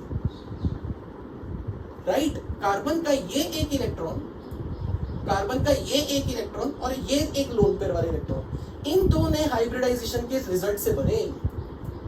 तो अगर मैं यहां बात करूंगा कि अगर इस ऑर्बिटल में मैं अगर टोटल इलेक्ट्रॉन अगर मैं भरूं, एक बार कार्बन और ऑक्सीजन के वैलेंस शेल में टोटल इलेक्ट्रॉन अगर मैं भरूं 2 3 4 2s2 2p4 1 2 3 4, यहां आप जैसे मर्जी इलेक्ट्रॉन भर दो, जैसे मर्जी, पर फाइनली तो ऑफ बोर रूल यहीं पे चलना है, ऑफ बोर रूल तो यहीं पे चलने हैं। तो मुझे टोटल इलेक्ट्रॉन जो मुझे 10 भरने पड़ेंगे, कितने, 4 यहां पर, 2 1 2 3 4 और 2 6 और 2 8, 2 3 4 3 4 और 4 8 और 2 10 इलेक्ट्रॉन भरने, 2 3 4 4 8 और 2 10 इलेक्ट्रॉन। तो 10 इलेक्ट्रॉन को तो मुझे यहां भरना है, यहां जैसे मर्जी हो, मुझे उससे कोई मतलब नहीं, क्योंकि लीनियर कॉम्बिनेशन के बाद तो of Bohr rule, Woods rule आपने मॉलिक्यूलर ऑर्बिटल पे लगाना। तो अब अगर मैं यहां 10 इलेक्ट्रॉन भरूंगा तो मेरे लिए पहले 2 यहां जाएंगे, 2 यहां जाएंगे, 4 5 6 7 8 9 और 10। ये कॉन्फ़िगरेशन मुझे क्या दिखा रही है कि ये एक sp वाला ऑर्बिटल जिसने कहीं किसी के साथ लीनियर कॉम्बिनेशन में सन दिया, ये लोन पेयर कैरी कर रहा है, ये वाला ऑर्बिटल। और जो ऑक्सीजन के पास यहां पर एक लोन पेयर है वो इसके नॉन बॉन्डिंग ऑर्बिटल में जो सिग्मा बॉन्ड बन रहा है, सिग्मा बॉन्ड का बॉन्ड ऑर्डर कर देता हूं, सिग्मा बॉन्ड का बॉन्ड ऑर्डर, ये सिग्मा और ये सिग्मा स्टार, तो बॉन्ड ऑर्डर कितना दिख रहा है 2 -0/2, एक बॉन्ड ऑर्डर, एक सिग्मा बॉन्ड। अगर मैं पाई बॉन्ड का बॉन्ड ऑर्डर देखूं तो 2 और 2 4 एम्प्टी, तो 4 -0/2, यही किया था ना bond order. Bond order is number of electron in bonding orbital minus in anti bonding orbital by 2। तो अगर मुझे सिग्मा का बॉन्ड ऑर्डर निकालना तो सिग्मा ऑर्बिटल में मेरे पास यहां पर सिग्मा sp वाला, इसके तो मेरे पास जरूरत ही नहीं है क्योंकि इसने लोन पेयर कैरी करने वाला ऑर्बिटल है, इसने तो कहीं हिस्सा ही नहीं लिया लीनियर कॉम्बिनेशन में, तो इसकी तो कहीं बात ही नहीं हुई। लीनियर कॉम्बिनेशन में सिग्मा की तरफ से जो कंट्रीब्यूशन आ रही है वो सिग्मा sp और सिग्मा स्टार sp में आ रही है। तो यहाँ 2 इलेक्ट्रॉन और यहाँ 0 इलेक्ट्रॉन, तो यहाँ 2 -0/2 दिखा रहा है कि सिग्मा का बॉन्ड ऑर्डर 1 है जो इसके कॉरेस्पॉन्डिंग है, यहाँ के एक सिग्मा। पाई ऑर्बिटल्स ने जहां लीनियर कॉम्बिनेशन में हिस्सा लिया वो ये इलेक्ट्रॉन्स है, तो यहाँ 4 इलेक्ट्रॉन आए पाई बॉन्डिंग में और एंटी बॉन्डिंग में 0, तो पाई के रिस्पेक्ट में बॉन्ड ऑर्डर 4 -0/2 2 है। टोटल बॉन्ड ऑर्डर अगर मैं ऐड कर दूं तो 3 दिख रहा है क्योंकि यहाँ पे कार्बन ऑक्सीजन में ट्रिपल बॉन्ड है, ट्रिपल बॉन्ड। पर क्वेश्चन यहाँ पे ये बनेगा, ये ऑर्बिटल को मैं क्या नाम दूं? ये बॉन्डिंग है, ये एंटी बॉन्डिंग है, ये नॉन बॉन्डिंग है? ये नॉन बॉन्डिंग है, ये नॉन बॉन्डिंग है। अब अगर मैं आपसे ये पूछूं कि अगर मैं ओवरऑल यहां पे बात करूं, ये जो नॉन बॉन्डिंग ऑर्बिटल है, एक्चुअली अगर मैं इसकी पोजीशन प्रॉपरली अगर साफ सुथरा डायग्राम बनाता ना, ये कुछ ऐसी है, ये sp ऑर्बिटल, ये sp ऑर्बिटल कार्बन वाले, और अगर इन दोनों का एवरेज ले लूं वो ऐसे है, इन दोनों का कुछ एवरेज, और इसकी एनर्जी इस एवरेज लाइन से थोड़ी ऊपर हल्की सी। इसी तरह अगर मैं यहां पे इन 2 ऑर्बिटल की मैं बात करूं, इनकी एवरेज एनर्जी वाली लाइन से ये ऑर्बिटल नीचे है, ये। इसलिए अगर मैं इस नॉन बॉन्डिंग और इस नॉन बॉन्डिंग की बात करूं ना, तो इन दोनों हाइब्रिड ऑर्बिटल का जो एनर्जी लेवल का एवरेज है, एवरेज अगर उससे लोअर साइड पे ये ऑर्बिटल आ गया तो मैं बोलूंगा इस नॉन बॉन्डिंग में बॉन्डिंग कैरेक्टर ज्यादा। और अगर मैं इन दोनों की एवरेज लाइन के रिस्पेक्ट में जब इसकी बात करता हूं, ये थोड़ा हायर साइड पे आता है, तो मैं बोलूंगा इस नॉन बॉन्डिंग में लिटिल एंटी बॉन्डिंग कैरेक्टर है। मैं इसको परफेक्ट एंटी बॉन्डिंग नहीं बोल रहा हूं, मैं बोल रहा हूं इसमें स्लाइट एंटी बॉन्डिंग कैरेक्टर है। पर क्वेश्चन यहाँ पे ये बनेगा कि अगर कोई आपसे ये पूछे कि कार्बन मोनोऑक्साइड जब लिगेंड बनता है, जब ये लिगेंड बनता है, तो आप लोन पर किसकी तरफ से देते हो? कार्बन की तरफ से डोनेशन कराते हो या ऑक्सीजन की तरफ से डोनेशन कराते हो? तो अब आपके पास उसका रीजन अगर मैं पूछूं कि भाई वीबीटी के हिसाब से बताओ, तो वीबीटी के हिसाब से आप ये बोलोगे कि लोन पेयर कैरी करने वाला एटम कार्बन है जिसमें नेगेटिव चार्ज है, तो ये इलेक्ट्रॉन रिच है। ऑक्सीजन भी लोन पेयर है पर पॉजिटिव चार्ज है, तो ऑक्सीजन अपने लोन पेयर को टाइटली पकड़ा। बिल्कुल सही बात। लेकिन अगर कोई कहते एमओटी के बेसिस पे एक्सप्लेन करो, तो आप बोलोगे कि this orbital is highest energy orbital. जब भी कभी किसी मेटल, जब भी किसी कंपाउंड में से या किसी ऑर्बिटल इलेक्ट्रॉन लूज करेगा, तो हाईएस्ट एनर्जी वाला ऑर्बिटल यही है, जो कि कार्बन की तरफ से कंट्रीब्यूशन में आया। जिस लोन पेयर कैरी करने वाले ऑर्बिटल की ऑक्सीजन की बात हो रही है, वो तो सबसे स्टेबल है, मोस्ट स्टेबल है। इसलिए जब भी कभी कार्बन मोनोऑक्साइड लिगेंड करेगा, तो इसका ये वाला ऑर्बिटल मेटल के डी ऑर्बिटल से ओवरलैप करेगा, यानी कि कार्बन के non bonding electron, non bonding यानी कि लोन पेयर वाले ऑर्बिटल वाले इलेक्ट्रॉन। तो यहां से हम ये चीज जस्टिफाई कर सकते हैं कि कार्बन मोनोऑक्साइड का बॉन्ड ऑर्डर 3 है। फिर उसके बाद एक क्वेश्चन ये बनेगा कि कार्बन मोनोऑक्साइड से जब मैं कार्बन मोनोऑक्साइड पॉजिटिव करवा दूं, एक इलेक्ट्रॉन निकलवा लो, तो क्या ये प्रोसेस स्टेबलाइजेशन की तरफ जाएगी या डीस्टेबलाइजेशन की तरफ जाएगी? तो मैं ये बोलूंगा यहां से एक इलेक्ट्रॉन निकालो। और अभी मैंने ये इस बेसिस पे बोला कि हाइब्रिड ऑर्बिटल का ये जो एवरेज एनर्जी लेवल है उससे ये ऑर्बिटल थोड़ी हाई पोजीशन पे है, तो उसमें थोड़ा सा एंटी बॉन्डिंग कैरेक्टर है। तो अगर यहां से कार्बन मोनोऑक्साइड को पॉजिटिव बनने का मौका मिले तो इस ऑर्बिटल से इलेक्ट्रॉन जाएगा। तो आप क्या सोचते हो कि इससे कार्बन मोनोऑक्साइड स्टेबलाइज होगी? कार्बन मोनोऑक्साइड का बॉन्ड ऑर्डर जो कि 3 है वो 3 से बढ़ेगा या घटेगा? बढ़ेगा। पर क्या मैं ये कह दूं एक इलेक्ट्रॉन अगर मैंने यहां से निकाल दिया तो अनपेड इलेक्ट्रॉन के कॉरेस्पॉन्डिंग बॉन्ड ऑर्डर हाफ आता है, तो मैं ये बोल दूं कि 3.5 बन जाएगा। अगर अनपेड इलेक्ट्रॉन की मैं बात करूं तो उसके रिस्पेक्ट में बॉन्ड ऑर्डर हाफ आता है। याद है या नहीं? कभी किया था ऐसे बॉन्ड ऑर्डर 1.5, 0.5, और खासकर तब जब हर बार नॉन बॉन्डिंग में एग्जैक्टली। तो अगर कोई ये कह देना कि इसके रिस्पेक्ट में बॉन्ड ऑर्डर बताओ, आप ये कैलकुलेशन तो कर ही नहीं सकते। बस आप इतना बता सकते हो कि जब इलेक्ट्रॉन यहां से निकलेगा तो आप ये बोल सकते हो कि इस नॉन बॉन्डिंग ऑर्बिटल में it's more like anti bonding character इसमें, तो इसलिए बॉन्ड ऑर्डर बढ़ेगा। बट आप एग्जैक्टली नहीं बोल सकते कि 3.5 हो जाएगा। इसलिए कार्बन मोनोऑक्साइड में CO+ में ये पाया गया कि बॉन्ड ऑर्डर एक्चुअल में ये 3.5 और 3 के बीच में रहता है।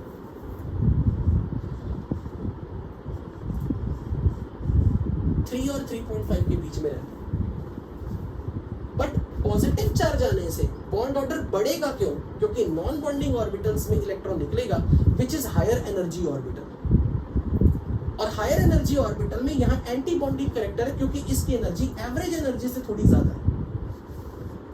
तो इसलिए कार्बन मोनोऑक्साइड को जब कार्बन मोनोऑक्साइड प्लस बनने का मौका मिलेगा तो it will feel like it is getting stabilized. पर आपको शायद अब ये क्लैरिटी मिल जानी चाहिए कि कार्बन मोनोऑक्साइड में अगर आपने एक इलेक्ट्रॉन डाल के उसे CO- बनाना चाहा, what do you think? Carbon monoxide चाहेगा ऐसा होना? अब इलेक्ट्रॉन कहाँ जाएगा? एंटी बॉन्डिंग में, परफेक्ट एंटी बॉन्डिंग। तो इसलिए कार्बन मोनोऑक्साइड अपने एंटी बॉन्डिंग में इलेक्ट्रॉन अगर लेता है तो उसको कुछ ना कुछ खामियाजा चुकाना पड़ेगा। So this was all about discussion for carbon monoxide के मॉलिक्यूलर ऑर्बिटल डायग्राम के बारे में। यहाँ पे अगर किसी ने कुछ मेरे से पूछना, कोई क्वेरी हो, मोस्ट वेलकम। बोलो। एक्सक्यूज्ड।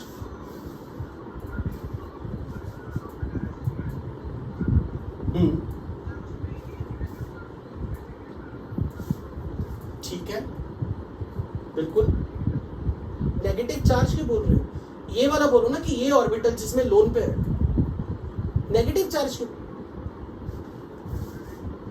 ये वाले की बात कर रहे हो ना? सीधा बोलो कार्बन पे नेगेटिव चार्ज है, वो तो ओवरऑल एटम पे नेगेटिव चार्ज है। हाँ, वेट रेजोनेंस वाला इफेक्ट यहां पर वैसे रेजोनेंस हो कैसे रही है? कहां से हो रही है? आप ये कह रहे हो, अच्छा आप ये कह रहे हो कि, अच्छा समझ गए, आप ये कह रहे हो ना, यू आर सेइंग दिस, इसका रेजोनेटिंग स्ट्रक्चर है ये कह रहे हो ना शायद। तो अब तुम कह रहे हो कि इस पे पॉजिटिव चार्ज कहीं से, इसको पॉजिटिव से जुड़वा दूं।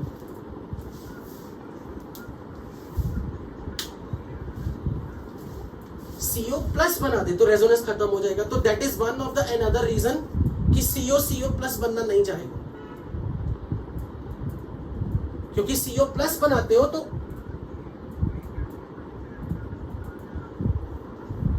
हम डजंट मैटर, क्योंकि रेजोनेंस वाला अटैक, हमें रेजोनेंस की जरूरत कहां पड़ती है? जब हमें यह बताना हो कि एक मॉलिक्यूल में CO में रेजोनेंस हो रही है। पर जब मैं बोल रहा हूं ना कि CO को CO+ बना दो, आई एम नॉट सेइंग कि ये इलेक्ट्रॉन कंप्लीटली आयनिक बॉन्ड की तरह निकल गया, क्योंकि CO के ऊपर जब भी CO+ है, अब अगर ये किसी मेटल के साथ ओवरलैप करेगा, ये ऑर्बिटल कोऑर्डिनेट बॉन्ड बनाएगा, तो कोऑर्डिनेट बॉन्ड में तो परफेक्ट ट्रांसफर ऑफ इलेक्ट्रॉन तो नहीं होगा। वहां तो ऑर्बिटल की शेयरिंग ही होगी। जब हम शेयरिंग करवा रहे, जब इस कोऑर्डिनेट बॉन्ड को कोवेलेंट बना के फॉर्मल चार्ज लगा रहे, तो इसे न्यूट्रल ही होना पड़ेगा ultimately. Are you getting my this point? मैं आयनिक ट्रांसफर की बात नहीं कर रहा हूं यहां, मैं ये दिखाना चाह रहा हूं कि जब कार्बन मोनोऑक्साइड कभी लिगेंड की फॉर्म में काम करेगा तो उसके ये लोन पर जब शेयर हो गए किसी के साथ, मेटल के किसी डी ऑर्बिटल के साथ, तो उस केस में कार्बन पे नेगेटिव से पहले न्यूट्रलिटी आएगी, पॉजिटिव नहीं आएगा सीधा। वैसे भी जब मैं यहाँ पर कार्बन से एक इलेक्ट्रॉन निकलवा रहा हूं तो ये नेगेटिव को मैं न्यूट्रलाइज करवा रहा हूं, कार्बन को, ओवरऑल CO को CO प्लस बना रहा हूं। बट मुझे O प्लस से मतलब नहीं, मुझे तो C से मतलब है। Is that clear? You got your answer? Okay. Can I erase?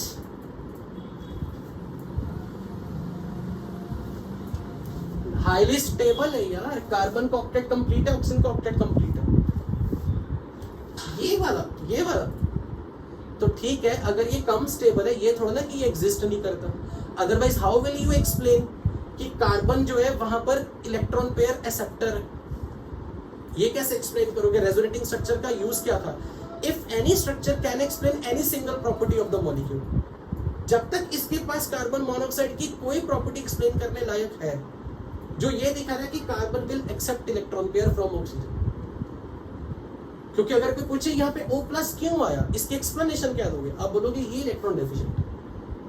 तो जब तक इस स्ट्रक्चर का आप कंपैरिजन उससे कर रहे हो, नो डाउट ये लेस स्टेबल है, पर ये नहीं है कि लेस स्टेबल इतना कि इसका कंट्रीब्यूशन बिल्कुल जीरो। ठीक है। अब यहां पे बात उठेगी,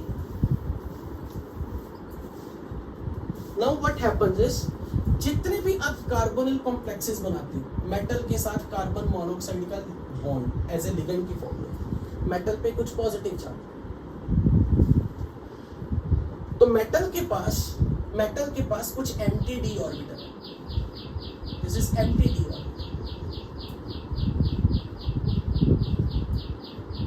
सारे डी ऑर्बिटल एम्प्टी तो नहीं है, कुछ फुली फिल्ड ऑर्बिटल भी है। मैं let's say fully filled orbital कुछ ऐसे दिखा रहा हूं, मैं रैंडमली लाइक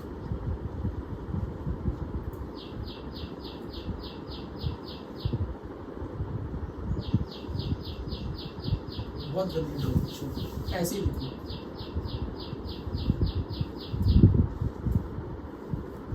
तो अगर कोई आपसे ये पूछे कि जब भी निकल के साथ सपोज मैंने कार्बन मोनोऑक्साइड का बॉन्ड बनाया, तो यहां कार्बन मोनोऑक्साइड लिगेंड की फॉर्म में, तो निकल की configuration 4s2 3d8। Carbon monoxide is a strong field ligand, तो s ऑर्बिटल तो डेफिनेटली d में इलेक्ट्रॉन, s ऑर्बिटल के इलेक्ट्रॉन तो d में जाएंगे, क्योंकि हाइब्रिडाइजेशन करना है तो s ऑर्बिटल का वेकेट होना जरूरी है। तो यहां पर d ऑर्बिटल की अगर मैं बात करूं तो ये सारे के सारे d ऑर्बिटल मेरे पास 2 + 8 10 तो कंप्लीटली ऑक्यूपाइड है।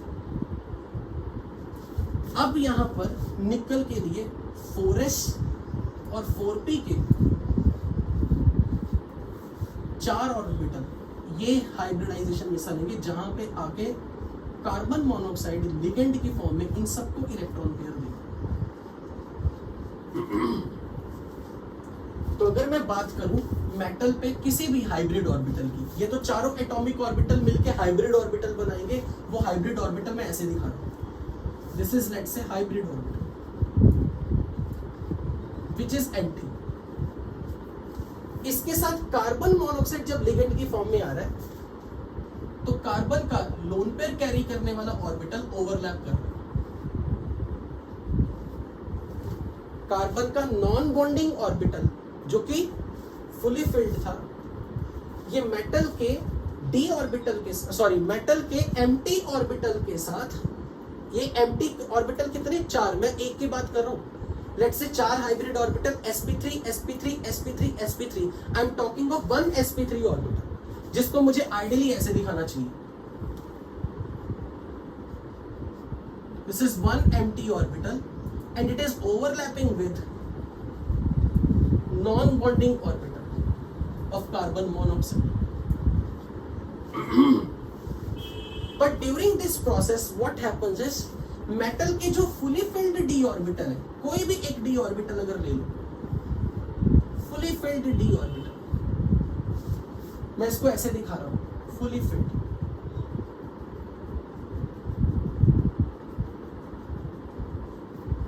fully filled d orbital. This was empty orbital of metal.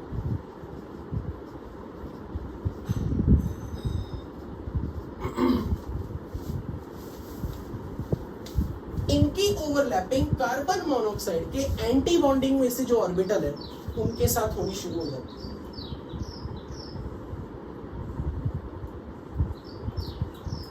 अगर आपको याद हो, कभी हमने पाई स्टार ऑर्बिटल की शेप ऐसी बनाई थी, जनरल पाई स्टार ऑर्बिटल की शेप, जिसमें हमने कहा था दो नोडल प्लेन है।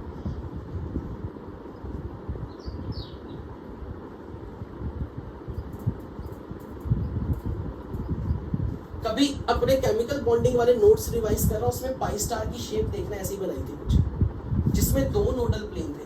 और अगर आपको याद हो तो पाई स्टार ऑर्बिटल के ऊपर टैग लगाया था जी का, जीरेड का। हमने कहा था एक बार इस नोडल प्लेन पे घुमा दो, एक बार इस नोडल प्लेन पे घुमा दो। तो मैं उस पाई स्टार ऑर्बिटल को यहाँ ड्रॉ करने की कोशिश कर रहा हूं।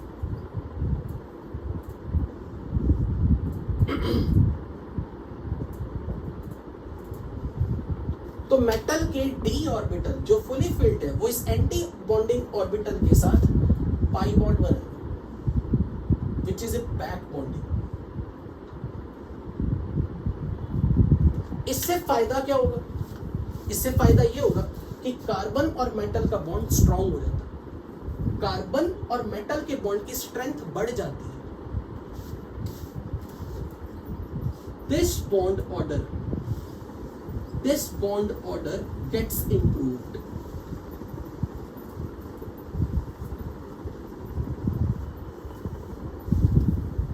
इस बॉन्ड की स्ट्रेंथ बढ़ जाएगी, पर उसका नुकसान कार्बन मोनोऑक्साइड को कैसे झेलने को मिलेगा? क्योंकि उसके एंटी बॉन्डिंग में इलेक्ट्रॉन जा रहे हैं, एंटी बॉन्डिंग में। तो कार्बन ऑक्सीजन का ये जो बॉन्ड है, इसका बॉन्ड ऑर्डर घटेगा, यानी कि ये बॉन्ड लेंथ बढ़ जाएगी। यानी कि ये कुछ ऐसा हो रहा है, कार्बन का मेटल के साथ तो बॉन्ड क्लोज हो रहा है, यानी कि ये बॉन्ड लेंथ छोटी हो रही है। हमारी एक्सपेक्टेशन के हिसाब से ये ज्यादा छोटी हो रही है। Experimental value of this bond is less than what we expect. But carbon oxygen का जो बॉन्ड है उसमें स्ट्रेचिंग आ जाती है, उसकी बॉन्ड लेंथ बढ़ जाती है, because of this back bonding, जिसको बोलते हैं synergic bond.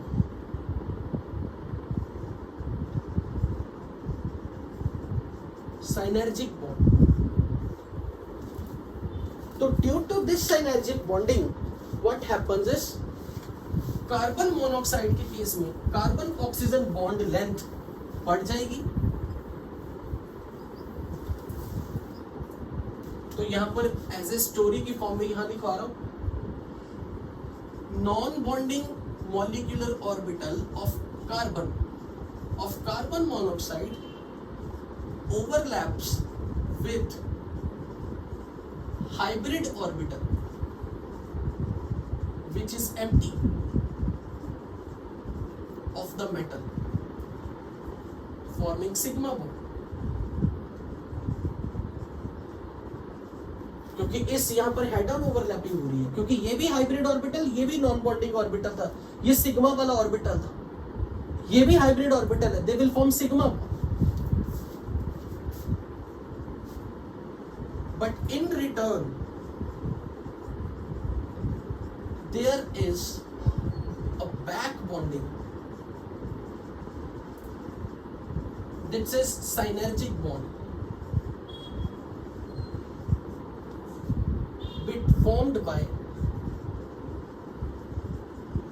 overlapping of fully filled d orbitals of the metal with empty pi star anti-bonding orbital of carbon monoxide. As a consequence, metal carbon bond strength increases, यानी कि metal carbon bond length is less then expected.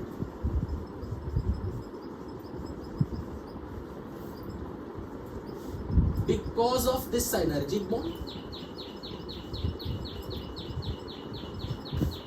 carbon oxygen bond in carbon monoxide increases in the length as bond order of carbon oxygen bond decreases.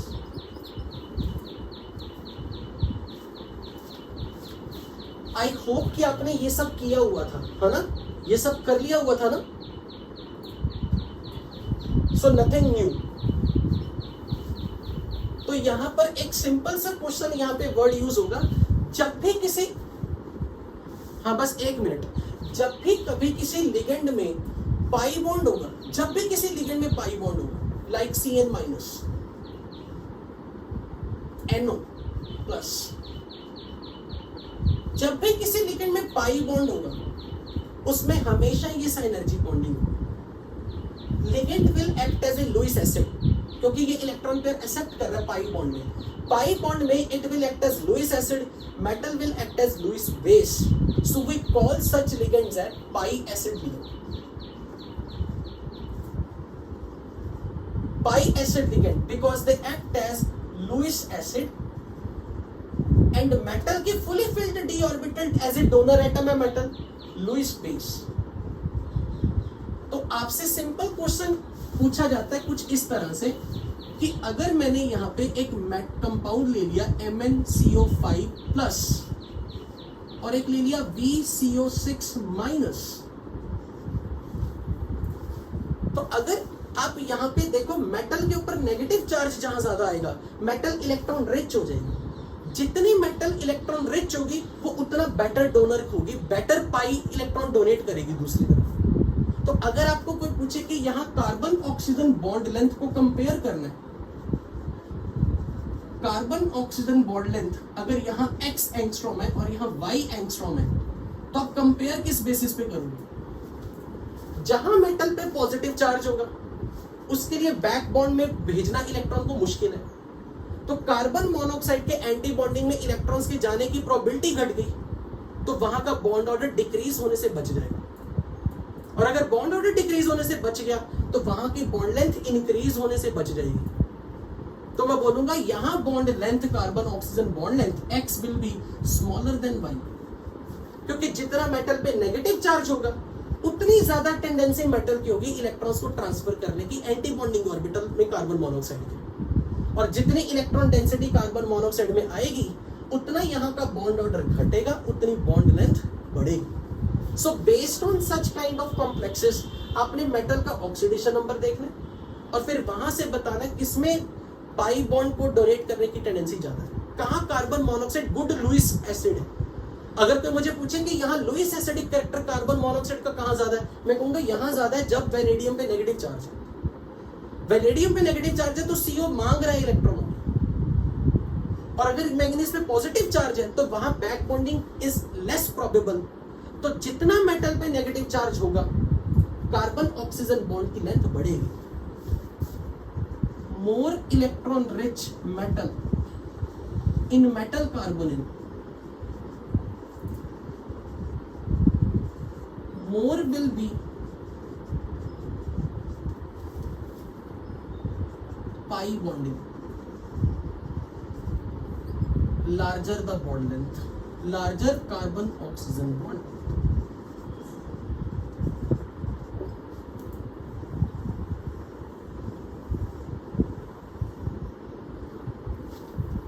So with this, हाँ सचिन बोलो.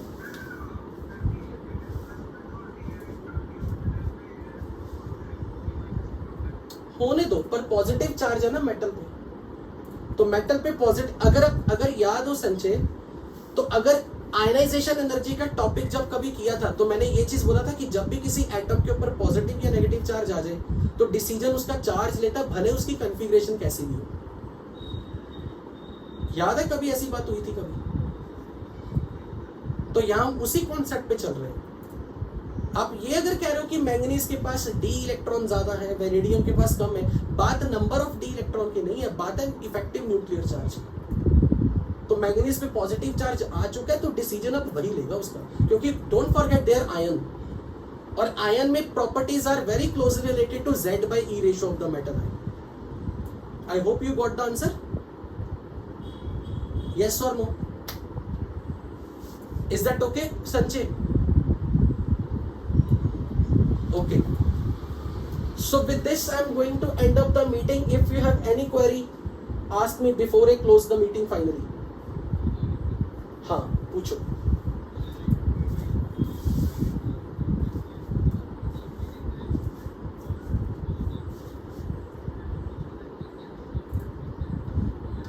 एक minute, एक iron और carbon monoxide का complex दिया था, है ना? हाँ अच्छा,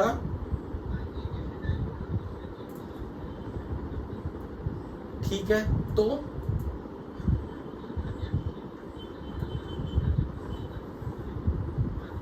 सिनर्जिक बॉन्डिंग अगर सिनर्जिक बॉन्डिंग को ऐसे नहीं कंसीडर करना कि यहां पर मेटल कार्बन का डबल बॉन्ड आ गया, उसे सिंगल ही कहना है। सिनर्जिक बॉन्ड का कॉन्सेप्ट बस इतना बताएगा कि यहाँ का बॉन्ड ऑर्डर इंक्रीज हो रहा है, सिंगल से कुछ ज्यादा है, बॉन्ड लेंथ घट रही है। ये नहीं कह देना कि वो बॉन्ड ऑर्डर डबल हो गया, डबल बॉन्ड बन गया। तो इस कंफ्यूजन में नहीं रहना, मेटल कार्बन का सिंगल बॉन्ड ही रहेगा, ठीक है? Okay, any other query if you have? Can I close the meeting now? हाँ, ऑलमोस्ट हार्डली 10 मिनट का मुश्किल से बचा, मतलब just as a formal basis पे 10 मिनट की एक्सप्लेनेशन और भी नहीं कुछ। जीजी सॉल्ट का डिस्कशन करना है, सैंडविच कंपाउंड का डिस्कशन करना है। सैंडविच कंपाउंड, जीजी सॉल्ट, हाँ वही फेरोसीन उसी में आता है। सैंडविच कंपाउंड का मतलब जिस भी कंपाउंड के नाम के पीछे सीन है, फेरोसीन, क्रोमोसीन, निकैलोसीन, कोई भी,